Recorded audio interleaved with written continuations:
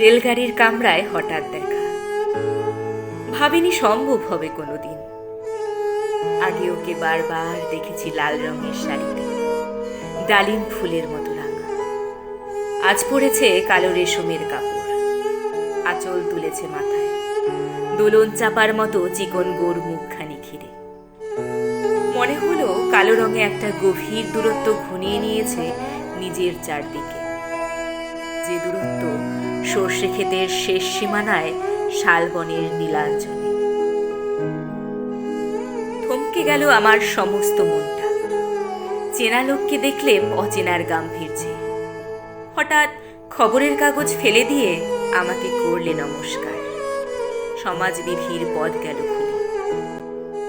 আলাপ করলেম শুরু, কেমন আছো, কেমন চলছে সংসার ইত্যাদি। সে রইল জানলার বাইরের দিকে চেয়ে, যেন কাছের দিনের ছোঁয়াচে পার হওয়া চাহনিতে। দিলে অত্যন্ত ছোট দুটো একটা জবাব, কোনোটা বা দিলেই না। বুঝিয়ে দিলে হাতের অস্থিরতায় কেন এসব কথা, এর চেয়ে অনেক ভালো চুপ করে থাকা। আমি ছিলাম অন্য বেঞ্চিতে ওর সাথীদের সঙ্গে। একসময়ে আঙুল নেড়ে জানালে কাছে আসতে। মনে হলো কম সাহস নয়। বসলুম ওর এক বেঞ্চিতে। গাড়ির আওয়াজের আড়ালে বললে মৃদুস্বরে, কিছু মনে করো না, সময় কোথা সময় নষ্ট করবার। আমাকে নামতে হবে পরের স্টেশনে, দূরে যাবে তুমি, দেখা হবে না আর কোনো দিনই।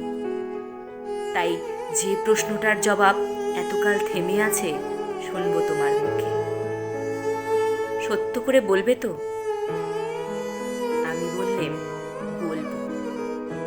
বাইরের আকাশের দিকে তাকিয়েই শুধুলো, আমাদের গেছে যেদিন একেবারেই কি গেছে, কিছুই কি নেই বাকি। একটু রইলেম চুপ করে, তারপর বললেম, রাতের সব তারাই আছে দিনের আলোর গভীরে। খটকা লাগলো, কি জানি বানিয়ে বললেম নাকি। ও বললে, থাক, এখন যাও ওদিকে। সবাই নেমে গেল পরের স্টেশনে।